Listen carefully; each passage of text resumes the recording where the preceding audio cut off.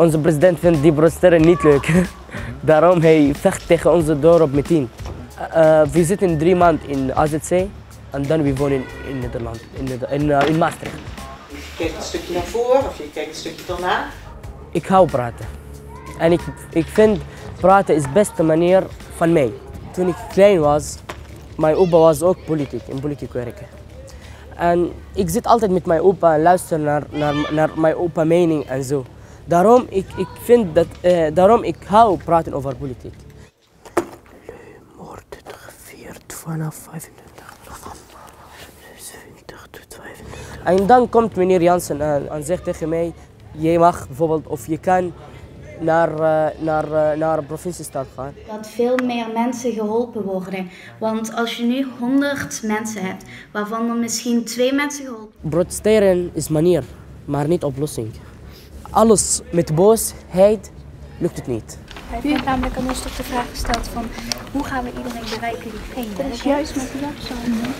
We hebben eigenlijk de hele dag hard gewerkt. De hele dag uitleggen, schrijven, luisteren, mening geven. Het is een armoedloze leven te geven.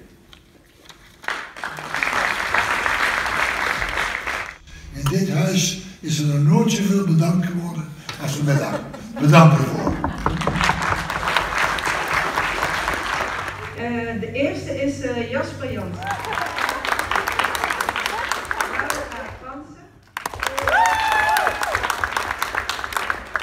Ik ben blij, want ik heb gezien dat mijn hart kan goed praten, niet mijn mond. Lange dag en hard gewerkt, ja, blijft hoop in jouw hart eigenlijk. Daarom ik was een beetje spannend. Mustafa.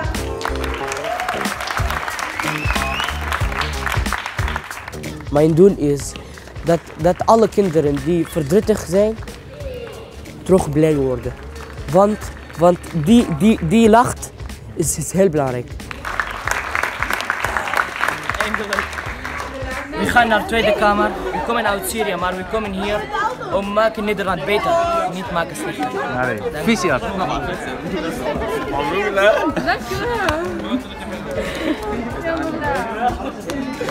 In deze school, ik heb heel veel moeder en vader gezien. En geeft me energie om door te gaan.